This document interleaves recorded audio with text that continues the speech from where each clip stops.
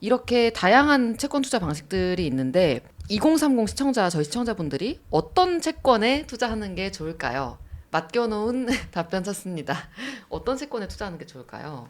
일단 사회 초년생이고 투자 경험이 많지 않다라는 걸 전제하에 일단은 단기 국공채 위주로 투자해 보시는 게 맞는 것 같고요. 이유는 뭐예요? 일단은 만기가 길어질수록 그 시세 변동이 커요. 아까 그 유튜브 질문 중에 네. 그 30년 맞아요. 미국채 30년 국채를 사서 물려 있다라는 그 댓글이 있었거든요. 근데 30년 채권은 어려운 전문 용어로 들어가게 되는데 이게 채권의 듀레이션이라는 개념이 있어요. 근데 중요한 개념이죠. 이게 채권 투자할 때는 굉장히 중요한 그럼 개념이고 꼭 알려주세요. 초보자들한테는 좀 어렵기도 합니다. 제가 그 준비한 자료에 그 채권 개념 채권의 만기가 길면 길수록 듀레이션이라는 게 길어지게 되는데요. 듀레이션이 1이다. 1이면은 채권 만기가 1년 정도면 듀레이션이 약간 1년에 가깝게 돼요. 네. 듀레이션이 1이면은 금리가 1% 올랐을 때 채권 가격이 1% 하락해요. 금리가 오르면 채권 가격은 하락합니다. 네네네. 그리고 반대로 금리가 1% 하락을 하게 되면 채권 가격은 1% 오르게 돼요.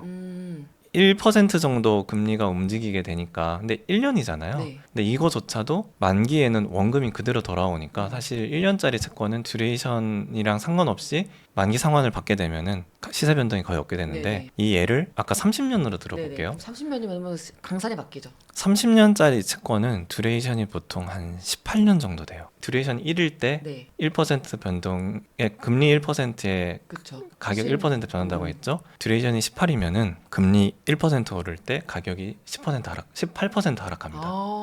엄청 정말 너무 중요한 개념이네요. 채권이 안전자산이라고 얘기하지만 국채조차도 이게 진짜 안전자산이 되려면은 만기까지 보유해야 돼요. 시세에 따라서는 너무 그게 큰 거네요. 30년짜리 채권을 샀으면은 가격 변동이 몇십 %가 날 수가 있어요. 와, 이건 만기 너무 전에는 만기 전에는. 왜냐면 이 채권의 장점이 30년짜리 채권을 샀어도 1년이 지나면 29년짜리가 되고 그럼 듀레이션이 줄죠. 10년이 지나면 만기 20년짜리 채권이 되죠. 그러면 듀레이션이 점점 줄면서 가격 변동폭이 줄어요. 그러니까 채권은 시간이 지나면 점점 단기 채권에 수렴을 해 가니까 이런 변동성이 줄지만은 30년짜리 채권을 지금 사셨으면은 만기까지 30년 남았잖아요. 근데 은퇴할 때 대부분의 투자자가 이거 만기 상환 바라고 사셨을 것 같지는 않고 아마 아까 댓글 다신 분은 시세 차익을 바라고 사셨을 것 같아요. 그리고 이런 거 사셨으면 아마 듀레이션 개념은 알고 사셨을 것 같은데 금리가 오를 수 있다라는 가능성 크게 고려를 안 하셨을 것 같아요. 오히려 금리가 하락하면서 시세 차익을 볼 수 있을 거라고 생각을 하셨을 것 같은데 금리 인하 얘기하고 그러니까요.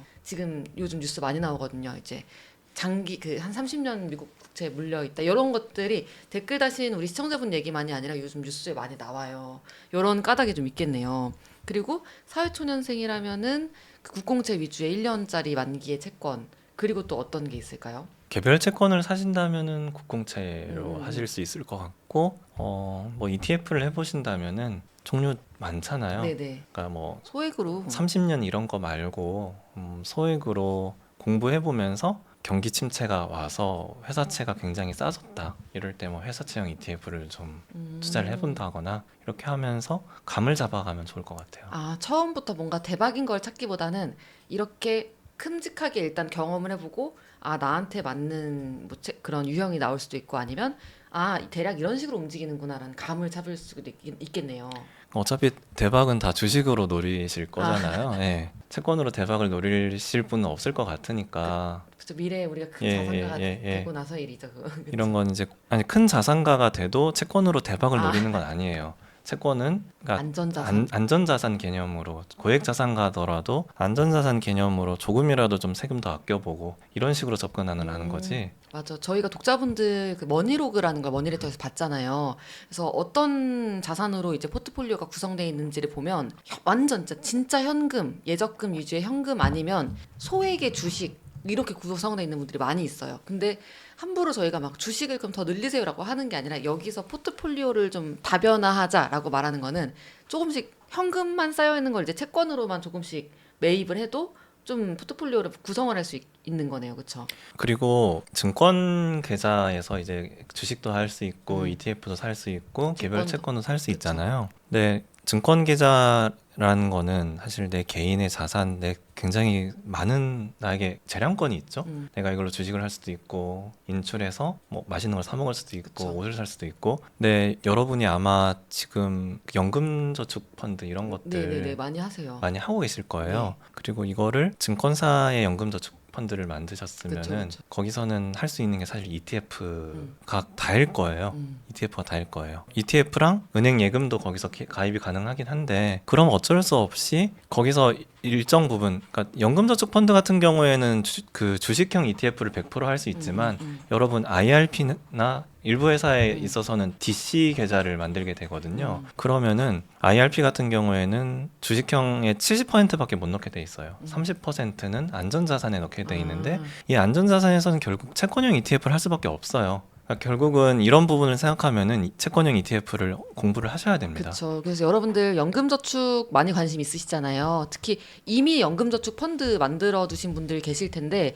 여기서는 안전자산 필수로 이미 한 30% 정도는 최소한은 이거는 주식형은 아무리 위험한 걸 해도 이제 70% 넘어가면 안 된다라는 룰이 있기 때문에 그 안에서 30%에서는 해보셨으면 좋겠다, 그렇죠? 채권형 ETF 할 수밖에 없다. 할 수밖에 없다. 왜냐면 이게 아니면은 은행 거기서도 예금을 가입할 수 있는데 예금 가입하는 게 생각보다 메리트가 크지가 않아요. 뭐 1년짜리 같은 거 했을 때 그 1년 안에 내가 해지를 하게 되면 원금밖에 못 받게 되는 거고, 근데 뭐 단기 채권형 ETF 이런 걸 사면은 내가 필요할 때 언제든지 팔아가지고 주식 가격 하락했을 때 주식형 ETF를 더 살 수도 있는 거고. 그렇게 보면은 연금 저축형 계좌에서는 뭐 IRP든 DC든 이런 데서는 채권형 ETF를 내가 공부를 해두는 게 할 수밖에 없다. 할 예, 수밖에 없다. 할 수밖에 없다. 해야만 한다. 그래서 약간 이제 자 여러분들 진짜 집중하세요. 이제부터 중요한 거 나옵니다. 자 채권 투자에 금리 얘기 계속 나와요. 그리고 아까 우리 미국 대선 얘기도 하고 미국 금리 이런 얘기도 잠깐 나왔는데 이런 금리 움직임이나 이제 경제 뉴스 세상 돌아가는 이야기를 보면서 우리가 채권 투자의 전략을 어떻게 좀 짜야 될까요? 전 이거 질문하면서도 좀 어려워요 사실.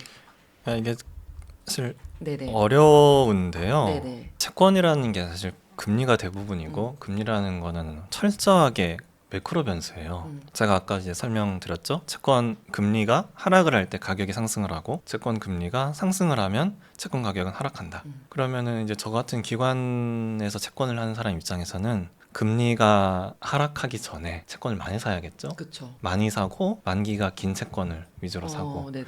그러면은 금리가 하락을 할 때 제가 시세 차익을 많이 누리게 되겠죠. 근데 금리가 어떤 때 하락을 하겠어요? 경기가 안 좋을 때 네. 하락을 할 테니까 경기가 안 좋아지기 전에 미리 사야겠죠. 아 그렇죠. 경기 안 좋아지고 사면 안 됩니다, 여러분. 왜냐면 안 좋아지면 이미 하락을 해 있을 거기 때문에 그쵸. 난 기회를 놓칠 거예요. 음. 그럼 반대로 채권 또 언제 팔아야 되나? 경기 좋아지기 전에 팔아야겠죠. 아 회복 기미가 보일 때. 왜냐면 그때 금리가 오를 거니까. 근데 그러면 또 말씀 중에 죄송하지만 네. 지금 금리 인하 신호 계속 나온다 그러잖아요. 네. 그럼 지금 어떻게 보면은 말씀 주신 방향대로만 교과서적으로 저희가 접근한다면 그러면 지금이 타이밍 아닌가요? 그 제가 준비한 자료 중에 금리 수익률 곡선 한 번만. 이게 아까 말씀하신 것처럼 네. 금리 인하가 예상될 때는 채권을 사는 게 맞는데 음. 지금 인하할 거라는 거를 모두가 알고 있잖아요. 아 이런 어피티가 너무 잘 알려져 버렸다. 예, 지금 띄어져 있는 그 그래프에 하늘색 선이 아 지난주 금요일 대한민국 국채금리인데요. 한국 예, 지금 국채금리구나. 한국 네네. 국채금리예요. 근데 지금 기준금리가 3.5%인데 네. 모든 만기의 국채금리가 다 기준금리 밑으로 가 있죠. 그러네요. 제가 여기 퍼센테이지를 안 넣었는데. 퍼센트가 지금 빠졌군요. 네네네. 지금 그러면 지금 왼쪽 원래 Y축에 있어야 되는 것이 그 기준금리보다 거의 지금 낮은 수준으로 내려와 있는 상태다. 그쵸? 기준금리가 3.5%인데 지금 3개월 금리가 한 3.2% 정도 되고 3년 금리가 한 3.10, 음. 뭐 그 정도 돼요. 예. 아, 10년 금리도 뭐 3.1 얼마 뭐 그 정도입니다. 예. 이미 와 있다. 이미 금리 하락할 거는 국채 금리가 다 선반영이 돼 있는데 그러면은 여기서 추가적으로 채권을 사서 시세 차익을 얻으려면은 내년에도 인하가 계속 이어지면서 금리가 더 하락을 해야 됩니다. 이제 여기서부터는 굉장히 고민이 많이 필요한 영역이죠. 반대로 인하를 한두 번만 하고 더 안 한다 하면 금리 여기서 오를 수도 있어요. 예. 그래서 저희가 사실 함부로 얘기를 하기는 쉽지 않은 영역이지만 어쨌든 이미 최근 그래프까지 보면서 확인을 했어요. 금리 인하가 예상될 때 이미 이제 쭉 내려간다라는 거예요. 그렇죠? 그러니까 남들이 그걸 생각하기 전에 먼저 사야 돼요, 투자라는 거는. 근데 나 남들 왜 이렇게 빨리 생각하는 거예요? 왜냐면은 이 채권 시장이라는 게 기본적으로 전문가의 시장이에요. 이 주식은 개인도 있고 기관도 있고 이제 뭐 다양한 주체들이 섞여 있지만 채권은 전부 다 기관 투자자들이 가격을 형성하는 거다 보니까 가격 반응이 굉장히 빨라요. 그래서 그렇다면 사실 좀 이제 이미 판이 굉장히 크고 우리가 개인으로서 거기서 뭔가 빨리 들어가서 한탕하고 이런 거는 이제 주식 시장에서는 그런 느낌도 있었을 수 있는데 그러니까 뭐 채권 시장에서는 쉽지 주식 않아요. 같은 경우에는 음. 뭐 삼성전자 같이 큰 모두가 외국인도 보고 있고 내국인도 보고 있는 대형 주식은 가격 반응이 정말 빠르죠. 그렇죠. 그래서 뭐 뉴스가 나왔을 때 바로바로 소화가 되지만 뭐 아무도 관심을 두지 않고 있는 중소형 주식 같은 경우는 뭔가 호재가 나왔을 때는 특히나 잘 가격 반응 안 하는 경우가 많고 내가 그런 주식을 장기간 보고 있었던 투자자라면은 자기가 먼저 캐치해서 이거 가격이 안 가고 있을 때 막 살 기회를 많이 주기도 하는데 채권은 특히 국채 같은 경우는 그런 일이 거의 없어요. 예. 그래서 우리 그러면은 미국 금리 인하 시점 이런 것도 얘기 나왔는데 말씀 주신 걸로 좀 소화가 된 것 같고요. 채권 투자를 그래서 잘하는 개인들의 시나리오가 좀 궁금해요. 그 개인들이 채권 투자를 참 잘한다라고 하면은 저희가 어떤 모습을 상상을 해야 되는 건가요? 어떤 식으로 채권에 투자하고 포트폴리오를 관리를 하는 게 잘하는 채권 투자의 모습인가요? 아까 기관 투자자가 어떻게 채권을 하는지는 말씀드렸었어요. 네. 금리 떨어지기 전에 미리 사고 오르기 전에 미리 팔고. 음. 근데 이거는 사실 잘 해야 된다라고밖에 그쵸. 말할 수가 없고 이게 직업이기 때문에 어쩔 수 없이 이런 경쟁? 제로섬 게임에 참여를 하고 있지만 사실 개인 투자자는 이런 걸 할 이유가 없잖아요. 안 하면 되는데. 그쵸. 그래서 제 생각에는 개인 관점에서 채권을 제일 잘하는 거는 채권만 가지고 있지 않고 뭐 주식이나 부동산을 더 많이 가지고 계실 거잖아요. 그렇죠. 그러면 내가 봤을 때 내 주식이 좀 많이 고평가돼 있는 것 같아. 부동산 되게 많이 비싼 것 같아. 그러면 이런 것들을 조금 줄이고 채권을 좀 더 가지고 있자. 반대로 지금 주식이 너무 싸졌어. 그러면은 채권 팔고 그 돈으로 주식을 좀 더 사자. 이렇게 비중 조절을 하는 게 개인 입장에서는 가장 현명한 채권 투자자라고 생각을 해요. 그러니까 채권은 어떻게 보면 총알처럼 갖고 있을 수도 있고 또 포트폴리오에 안전자산으로 넣어놓기에 딱 좋은 그런 자산이다. 예, 이걸 안전자산 개념으로 생각을 하셔야지 기관 투자자처럼 내가 채권으로도 벌고 다시 주식으로 또 벌겠다 하시면은 양쪽으로 터졌을 때 대응이 안 됩니다. 그쵸. 우리는 그런 상황을 잘 상상하지 않으려고 하는데. 보통 다 먹으려고 생각을 하시죠. 그렇죠. 예. 난 주식으로도 벌고 채권으로도 벌 거야. 부동산도 물론 벌어야지. 이렇게 생각할 수 있는데 우리 그래서 포트폴리오 얘기를 항상 하는 거예요. 그렇게 비중 관리를 하셔야 된다고. 그렇죠. 네. 그렇게 위험자산 채권을 팔아서 위험자산 비중 늘리거나 하는 이런 작업들을 하시는 것이다. 그러면은 저희 시청자분들이 이제 채권 투자 관심 많이 생기셨을 것 같은데 보통 채권 투자할 때 어떤 실수들 많이 하시나요? 그리고 이제 기관 투자자 입장에서는 이제 제일 큰 실수가 채권이 부도나는 거겠죠. 네. 너무 무섭다. 예, 뭐 회사채를 사놨는데 그게 뭐 신용등급이 하락을 해서 가격이 하락한다거나 아니면 진짜 부도가 나서 원리금을 못 받게 되거나 그리고 장기채를 샀는데 금리가 올라서 자본 손실이 난다거나 근데 사실 이게 기관 입장에서는 이런 거 피하는 건 진짜 잘하는 방법밖에 없어요. 뭐 신용 분석을 철저히 해서 위험한 채권을 사전에 피하고 금리 오르기 전에 미리 팔고 근데 이거는 진짜 열심히 잘하는 수밖에 없는데 그쵸. 되게 고난이도에 그쵸. 근데 개인 입장에서는 사실 잘할 필요도 없어요. 그냥 위험한 거 아예 안 하면 되잖아요. 그럼 국채나 은행채 안전한 거 3년 이내 채권만 사면은 사실 기관 투자자가 겪을 수 있는 이런 어려움을 아예 안 겪을 수 있거든요. 그쵸. 일부러 저희가 예. 그 어렸을 때 그 문제집 중에 숨마쿰 라우데라는 게 있었어요. 그러니까 되게 어려운 문제집인데 돌이켜보면 제가 갑자기 떠올랐어요. 그렇게까지 어려운 문제 푼다고 수능 점수 안 올랐었거든요. 근데 그냥 어렵기 위해 어려운 문제집을 사서 푸는 그런 게 있었는데 그런 것처럼 위험하거나 어려운 곳을 안 가도 돼. 기관 투자자들의 어떤 영역이니까 그들이 올림피아드하게 두고 우리는 우리의 수익률 안전하게 채권에서 누릴 거 누리면서 가져가는 게 좋다. 그리고 그 방식이 뭐 부도 위험 거의 없는 채권이나 국공채라든지 은행채 같은 또 3년 이내 비교적 단기 채권으로 하면 좋다. 라는 거죠. 맞습니다. 정확합니다. 그렇죠, 그렇죠.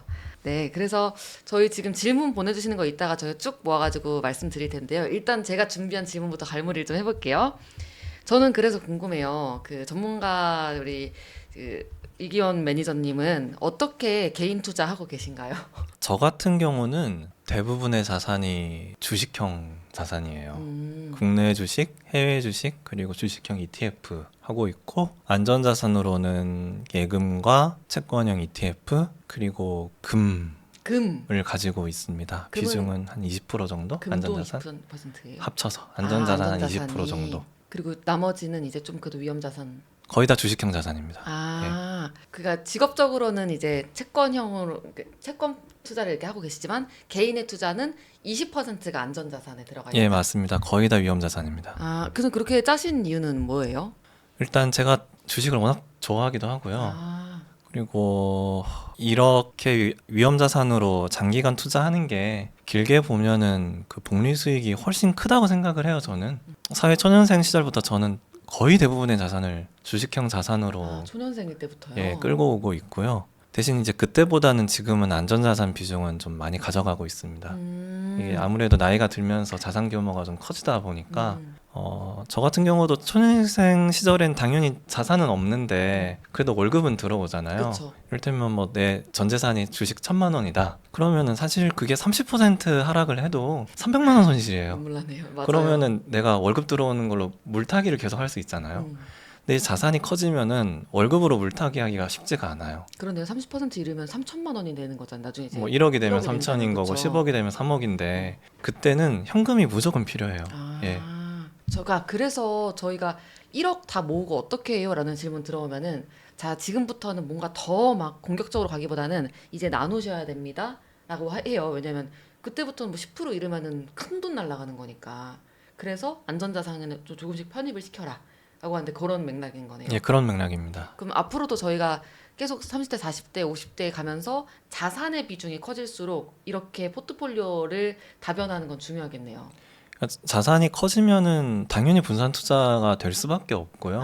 예. 왜냐하면은 뭐 주식을 하더라도 종목도 당연히 분산이 될 거고, 그쵸. 그리고 국가별로도 아무래도 분산이 될 가능성이 크고, 그리고 뭐 예금도 한 예금만 할 수는 없잖아요. 그러면 그쵸. 채권형 ETF도 될 거고 예금, 금 뭐 이런 식으로 어느 정도는 다 분산이 들어갈 수밖에 없죠. 그리고 아마 그 조금 사담이지만 몇억 원을 은행에 그냥 넣어놓으면 은행 지점장에 달려올걸요. 그러니까 은행 VIP가 되는데 네. 사실 몇 억 예금을 하실 분들이면 당연히 돈이 굉장히 많은 분일 거니까 자동으로 분산 예, 투자 돼 있을 거예요. 자동으로 이미 뭐 다 분산이 돼 있을 텐데 몇 억 예금 하실 분들이면 이미 다른 종류의 수억 이상 들어가 계실 거예요 아마도. 예. 그쵸. 막 미술품이나 부동산에 이미 분산 투자 돼 있을 수도 있어요.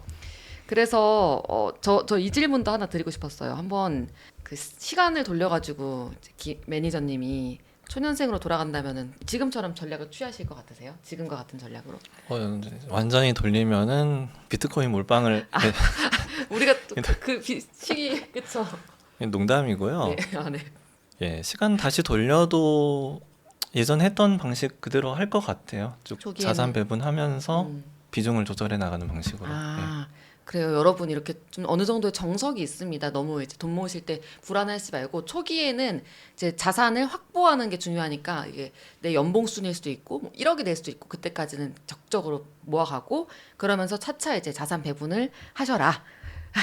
라는. 근데 지금도 시청자분들은 웃고 계세요. 그 비트코인 얘기하셨을 때. 왜냐면 저희 다 그 시기를 기억하거든요. 근데 마지막으로 제가 준비한 질문 마지막으로 이제 2030 시청자분들에게 채권과 관련해서 꼭 해주고 싶은 말씀 있으시다면 뭘까요? 많은 개인 투자자들이 간과하고 있는 게 있는데 본인 스스로가 채권이라는 생각을 안 하시더라고요. 제가 채권이요? 나도 채권이다. 이럴 수가. 왜냐하면 낮은데요? 네. 우리가 받는 월급은 네. 사실 고정소득이잖아요. 네. 굉장히 장기 채권의 성격을 갖고 있어요. 100년 만기. 뭐 한 30년, 40년 네, 만기겠죠? 그렇죠, 그러네요. 그러면은 예를 들면 내가 공무원이다. 2030 공무원이면은 사실 내 현금 흐름은 국채에 가까워요. 나라가 망하지 않으면은 월급은 나오는. 월급이 계속 나올 거잖아요. 그렇죠. 그럼 국채에 가깝고 연금도 나오잖아요. 그러면은 내 스스로가 국채에 가까운데 굉장히 장기 채권이에요. 그러면은 내가 이미 엄청나게 많은 채권을 들고 있는 거예요. 이런 분들은 채권을 살 이유가 없어요. 이미 내가 채권을 너무 많이 들고 있기 때문에 투자는 전부 위험자산 투자하셔야 돼요. 아, 공무원일수록 그렇죠. 전부 위험자산 하셔야 돼요. 그게 자산 배분 측면에서 맞아요. 이미 나는 너무 많은 채권을 들고 있는 거예요. 너무 안전한. 젊은 공무원은. 그쵸. 그럼 반대로 내가 증권사 직원이다. 그러면은 내 소득은 사실 주식시장 성과랑 연관이 많이 돼 있어요. 아, 그러면은 이건 국채보다는 고위험 회사채에 가까워요. 아, 이런 분은 사실 안전한 자산에 투자를 더 많이 해야 되는데 현실에선 다 반대로 하고 있어요. 그러네요. 증권사 직원은 주식을 많이 하고 있고 공무원분들은 오히려 안전자산 투자를 더 많이 하실 것 같아요. 그럼 나를 포함해서 엄청나게 안전한 나 자신의 자산까지 포함해서 채권이 돼버리는 거고, 증권사 다니시는 분들은 연봉도 높고 근데 이제 비교적 오래 일하는 그런 건 아니기도 그렇죠. 하고, 예. 근데 또 주식을 막 매입하시고 더 그렇죠. 위험으로. 그렇죠. 밸런스가 중요한데요. 그러니까 증권사 직원 같은 경우에는 사실 주식 가격이 하락할 때 자기가 잘릴 가능성도 커져요. 아, 근데 주식을 많이 한단 말이에요. 이게 자산 배분 측면에서는 굉장히 안 좋은 거예요. 제가 사실 반 장난 삼아가지고, 저는 어피티라는 굉장히 고위험 자산에 투자하고 있기 때문에 저 진짜 실제로 저는 재테크를 좀 안전하게 안전자산 위주로 하거든요. 그게 밸런스가 맞다고 생각을 해서. 그럼 그게 틀린 말이 아니었네요. 그걸 제대로 하시고 계신 거예요. 세상에. 왜냐하면 사업이 고위험 사업이라고 생각을 하시면은 네. 내 개인 투자는 안전하게 가는 게 맞아요. 그쵸. 저는 이제 스타트업 조그만, 어쨌든 저희는 앞으로 커질 것이지만 지금은 작은 기업이니까, 그러면은 나 자신을 채권으로 생각해서 나는 어디에 위치해 있는가를 한번 먼저 보고, 그리고 나서 나의 자산을 어떻게 굴릴 것인지를 판단해봐라라는 건 너무 중요한 얘기인 것 같아요. 네, 그래서 제가 준비한 질문은 여기까지인데, 저희 질문 들어오신 것들 한번 볼게요. 커뮤니티에 질문 올라왔던 거는 이런 거였었어요. 최근에 판매된 개인 투자용 국채는 만기까지가 길고 매우 안전해서 청년들보단 중장년층이 추천하는 게 많던데, 여기에 동의하시는지 궁금하다. 개인 투자용 국채가 최근에 나온. 그쵸? 예, 이 타겟 자체가 고액 자산가예요. 이게 세금 혜택이 크기 때문에 부자 청년은 괜찮은 것 같은데 사회 초년생 대부분한테는 사실 큰 메리트가 없다고 보고 있어요. 저는 아까도 말씀드렸지만 사회 초년생은 굉장히 채권형 자산이다. 본인 스스로가 긴 채권형 자산이다. 그래서 이런 국채 긴 거보다는 그냥 지금 보는 위험 자산 투자를 좀 많이 하시는 게 적합하지 않을까. 아, 너무 솔직한 질문, 답변이 너무 좋아요. 저는. 그러면은 또 박은진 님이 저희 질문 보내준 것 중에서 채권형 아까 그거 말씀 주셨죠. 그리고 앞으로 포트폴리오에서 채권 비중을 높이는 걸 추천하시는지 궁금하다라고 하시는데, 이 질문에는 뭐라고 답변 드릴 수 있을까요? 포트폴리오에서 채권 비중은 앞으로라는 게 지금 이제 경제 상황을 보고 사실 해석이 좀 다양할 것 같긴 해요. 내가 앞으로인지 경제 상황을 보고인지. 근데 아마 후자에 가까울 것 같아요. 경제 상황을 보고라면은 현금은 좀 가지고 있는 게 좀 괜찮을 것 같다. 아무래도 지금 경기 사이클이 좀 둔화되는 국면에 들어갈 가능성은 좀 있어 보여서. 근데 제가 거듭 말씀드리지만 이게 예측이 언제나 틀릴 수 있고 이게 지금은 다들 좀 보수적으로 투자를 하고 있지만 이게 내년에 생각보다 경기가 좋으면은 또 의외로 위험 자산들 많이 오를 수도 있거든요. 그런 기회를 정말 고액 자산가인 경우에는 사실 놓쳐도 상관이 없어요. 이 사람은 잃을 게 많기 때문에. 근데 잃을 게 생각보다 별로 없는 분들은 그냥 그거 잃는다 하고 싸졌을 때 월급으로 더 물타기 하는 게 유리한 전략일 겁니다. 아, 정말 오늘 근데 말씀 주시는 게 괴가 이제 쫙 이어지는 것 같아가지고 굉장히 좋아요. 그래서 마지막 질문으로 이거 여쭤볼게요. 먹어볼 텐데 님이 어떤 채권을 사야 될지 기준이 어려워요. 기준 잡기가 어려워요. 라고 하세요. 기준이라고 하는 게 네. 저는 그냥 개인이 하는 채권 투자라면은 안전한 거, 안전함이 기준. 만기가 짧고 신용등급은 AA급 이상. 더블A급 이상. 네, AA급 이상. 그렇게 하면은 뭐 손해 볼 위험은 거의 없을 것 같다. 맞아요. 그렇게 예. 시작을 해보시는 게 저는 좋겠다고 생각이 드네요. 그리고 아까 말씀 주신 것처럼 그렇게 하면서 감을 잡아가라. 내가 채권을 해서 뭐 시세 차익을 크게 보겠다 이런 접근은 좋지는 않은 것 그래요. 같다. 오늘 예. 우리 이 방송 보시고 일단 관점 자체를 조금 바꿔서 보자라는 얘기고요. 네, 오늘 근데 제가 준비한 질문들이 너무 많았던 것 같아요. 저희 시청자분들 근데 제가 여러분들 질문하신 거 많이 소화했죠? 네, 오늘 말씀 오랫동안 나눠주셔가지고 너무 감사드리고, 제가 진짜 궁금한 게 이만큼이었는데, 쭉 들으면서 어느 정도 가늠이 돼요. 지금 저희가 이제 대략 우리가 생각하는 시드머니, 그게 1억일 수도 있고 연봉일 수도 있고, 이때까지는 뭐 일단 첫 번째는 나 자신이 어떤 유형의 채권인지를 보고, 두 번째는 내가 목적으로 하는 그 시드머니 모을 때까지는 좀 위험 자산 위주로 투자를 하면서 자산을 불려나가고 만들어가고, 그 다음부터는 자연스럽게 이런 안전자산의 비중을 높여가면서 쭉 포트폴리오를 만들어가라 라는 얘기였고요. 그리고 채권 시장은 생각보다 엄청나게 큰데 기관 투자자들이 플레이하는 영역들이 있어요. 근데 우리 개인의 입장에서는 비교적 만기가 짧은 그리고 안전성이 높은 그런 채권 위주로 차근차근 투자하시면서, 또 ETF 굉장히 다양하게 나와 있으니까 그런 것들 하시면서 감을 잡아가셨으면 좋겠다. 이렇게 요약해 볼 수 있겠습니다. 감사드립니다. 네, 오늘 말씀 나눠주셔서 너무너무 감사드립니다. 감사합니다. 감사합니다.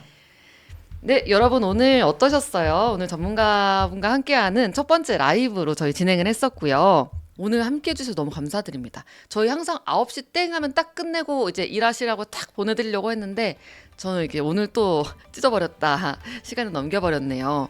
저희 뉴스토스트 앞으로는 이제 저희 월목 하잖아요. 그래서 주 1회는 전문가 패널분 모시고 얘기를 나눠볼 거고요. 다음번 주제는 저희 부동산입니다. 다음 주 월요일에 준비되어 있고요.